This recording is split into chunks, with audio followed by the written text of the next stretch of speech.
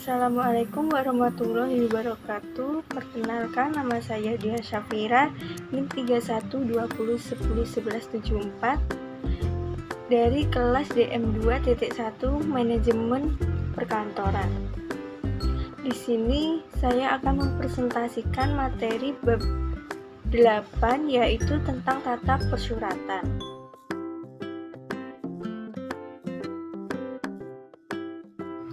Apa sih surat itu? Surat adalah salah satu alat komunikasi atau pesan secara tertulis yang sering digunakan di perkantoran. Pesan yang disampaikan berupa informasi tentang pernyataan, pemberitahuan, atau laporan pemikiran. Dan adapun fungsi surat sebagai alat komunikasi, yaitu pertama, sebagai tanda bukti tertulis yang autentik, misalnya surat perjanjian. Contohnya yaitu penyewaan buku, pembelian mobil, bisnis ekspor atau impor, alat berat, dan lain-lain. Yang kedua, yaitu sebagai alat pengingat atau berpikir bila mana diperlukan, misalnya surat yang telah diarsipkan. Yang ketiga, yaitu sebagai dokumen historis. Misal, surat dalam arsip lama dapat dikembalikan untuk mengetahui perkembangan bisnis di masa lampau. Yang keempat, yaitu sebagai jaminan keamanan, misalnya surat keterangan jalan atau surat jalan. Yang kelima, sebagai pedoman atau dasar bertindak, misal surat keputusan, surat perintah, surat panggilan, dan surat lain-lain. Selanjutnya yaitu jenis-jenis surat. Surat dibagi menjadi beberapa klarifikasi, yaitu yang pertama, menurut keamanan isinya, surat dibedakan menjadi surat sangat rahasia atau disebut kode SR. Yang kedua, surat rahasia atau kode R. Ketiga, konfidensial atau surat terbatas, kodenya K. Yang keempat yaitu surat biasa berkode B. Yang kedua yaitu menurut prosedur pengurusannya, surat dibedakan menjadi dua, yaitu pertama, surat masuk. Apa sih surat masuk? Surat masuk adalah surat yang diterima dari perorangan atau instansi atau perusahaan lain. Yang kedua, surat keluar. Surat keluar sendiri adalah surat yang dikirim kepada perseorangan atau instansi perusahaan lain. Yang ketiga, menurut jangkauannya, surat dibedakan menjadi dua, yaitu pertama, surat intern. Surat ini surat yang dikirim oleh pimpinan kepada perorangan, unit-unit di dalam instansi atau perusahaan. Surat eksternal yaitu surat yang dikirim oleh perseorangan atau instansi atau perusahaan lain. Yang keempat, menurut jumlah penerimaannya, surat dibedakan menjadi tiga, yaitu pertama, surat biasa. Surat yang menerimanya hanya satu atau perseorangan, instansi atau perusahaan. Yang kedua, surat edaran. Surat yang ditujukan kepada beberapa orang pejabat atau instansi perusahaan. Yang ketiga, surat pengumuman. Surat yang ditujukan kepada banyak pihak atau masyarakat. Selanjutnya yang kelima, menurut tujuannya yaitu pertama, surat pemberitahuan. Surat yang menginformasikan yang perlu diketahui oleh banyak orang. Yang kedua, surat perintah. Surat ini menyatakan kehendak seseorang kepada pihak lain untuk melaksanakan tugas tertentu. Selanjutnya yang ketiga, surat peringatan. Surat yang memberikan teguran karena melakukan sesuatu yang tidak boleh dilakukan. Keempat, surat permintaan. Maksudnya yaitu kehendak kepada pihak lain untuk melakukan suatu perbuatan untuk keperluan pembuat surat. Kelima, surat panggilan. Surat dari seseorang kepada orang lain agar yang bersangkutan menemui pengirim surat. Yang keenam, surat susulan. Merujuk kepada surat yang dikirim terlebih dahulu. Ketujuh, surat keputusan yang dimaksud adalah suatu kebijakan dan dikeluarkan oleh pimpinan. Kedelapan, surat perjanjian. Surat perjanjian ini adalah kesepakatan antara satu pihak dengan pihak lainnya untuk melaksanakan sesuatu. 9. Surat izin. Surat izin adalah surat keterangan yang diberikan kepada seseorang atau pimpinan untuk memperoleh suatu hak atau dispensasi yang bukan menjadi milik atau kewenangannya untuk periode tertentu. Ke-10 yaitu surat laporan. Surat laporan ini berisi informasi yang disampaikan oleh bawahan kepada atasan. Selanjutnya ke-6, menurut urgensi pengirimannya dibagi menjadi 3, yaitu pertama sangat segera atau kilat. Yang dimaksud yaitu surat yang harus diselesaikan, disampaikan atau dikirim dengan batas waktu 24 jam. Yang kedua, surat segera. Yang dimaksud yaitu surat yang harus diselesaikan, disampaikan atau dikirim dengan batas waktu 2 kali 24 jam atau yang dimaksud 2 hari. Yang ketiga, surat biasa. Surat biasa ini surat yang pengirimannya menurut urutan penerima sesuai jadwal perjalanannya, urit dengan batas waktu 5 hari. Selanjutnya, yang ketujuh yaitu menurut wujudnya, surat dibedakan menjadi kartu pos, warkat pos, nota, telegram, surat bersampul, memorandum, teleskop, surat pengantar.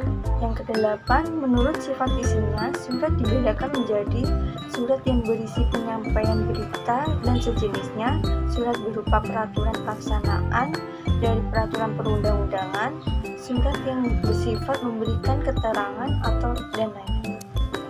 Yang kesembilan, menurut isi surat dibedakan menjadi yang pertama, surat resmi, yang kedua surat semi resmi, yang ketiga surat pribadi, yang keempat surat niaga. Dan adapun bagian-bagian surat, yang pertama kepala surat atau disebut sebagai kop surat yang berfungsi sebagai alat identitas instansi atau perusahaan. Yang kedua, tanggal surat. Tanggal surat ini menunjukkan tanggal pembuatan surat, penandatanganan surat oleh pejabat yang berwenang. Yang ketiga, nomor surat. Nomor ini menunjukkan urutan surat. Yang keempat, lampiran surat.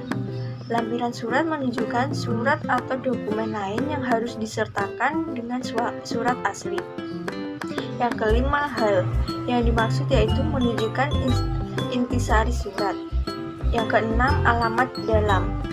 Alamat dalam menunjukkan kepada siapa surat ini dituju. Yang ketujuh yaitu salam pembuka, menunjukkan bahwa pembicara akan dimulai tetapi tidak digunakan dalam surat dinas. Yang kedelapan, isi surat. Isi surat menguraikan hal-hal yang ingin disampaikan penulis kepada pihak yang dituju. Kesembilan, salam penutup. Salam penutup menunjukkan bahwa pembicara telah selesai tetapi tidak digunakan dalam surat dinas. Ke-10, penutup surat. Penutup surat mencantumkan nama jabatan, nama pejabat, NIP, dan cap jabatan. Yang ke-11, tembusan. Tembusan dibuat apabila ada pihak lain yang dianggap perlu mengetahui permasalahan dalam surat tersebut. Yang ke-12 yaitu inisial atau yang disebut sebagai kode nama. Yang dimaksud yaitu untuk mempermudahkan pemeriksaan kembali apabila diperlukan. Selanjutnya, menurut pola umum, dalam surat menyurat dikenal beberapa bentuk surat, yaitu pertama, bentuk lurus. Bentuk lurus penuh ini atau disebut full block style, yang dimaksud bentuk surat yang penulisannya semua sesuai dari pinggir sebelah kiri, mulai dari tanggal, kata penutup, sampai kata lampiran ditulis di sebelah bawah penulisannya dimulai dari kiri. Yang kedua yaitu bentuk lurus atau disebut block style, yang dimaksud adalah pada dasarnya sama dengan surat bentuk lurus penuh. Pembedanya terletak penempatan tanggal, salam penutup, nama instansi, nama terang, dan nama jabatan yang ditulis di sebelah kanan surat. Yang ketiga yaitu bentuk setengah lurus. Bentuk ini sama dengan bentuk surat lurus, pembedanya terletak pada penulisan isi surat dan tiap alinea baru menjorok atau masuk ke dalam. Yang keempat, bentuk leku.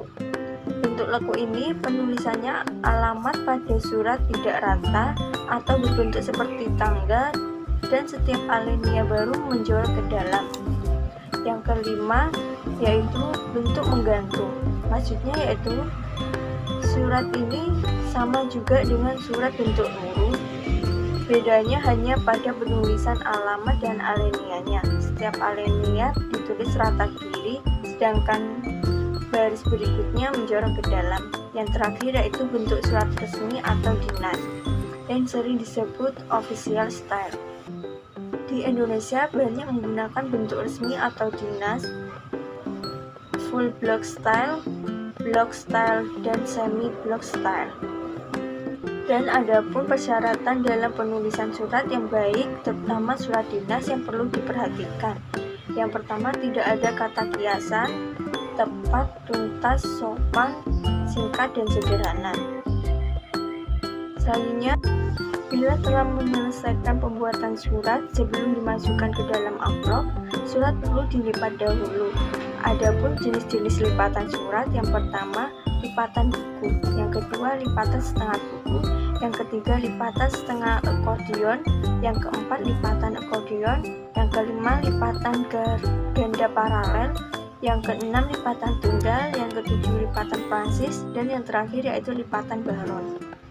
Dan selanjutnya menangani surat dan dokumen, yaitu penanganan surat masuk dan surat keluar, serta dokumen pada organisasi yang kecil diurus oleh seorang petugas dengan merangkap tugas-tugas lain. Adapun yang dapat menghemat duplikasi dan penggunaan alat-alat pengurusannya yaitu pertama, penanganan surat masuk. Penanganan surat masuk diterima melalui loket penerima atau langsung dikirim kepada sekretariat pimpinan atau diambil sendiri di kotak pos. Yang kedua, penyortiran surat. Penyortiran surat ini kegiatan memilah-milah surat menurut unit organisasi kepada pimpinan atau unit organisasi, macamnya, klarifikasinya, kualifikasinya, dan urgensinya. Yang ketiga, pembukaan sampul.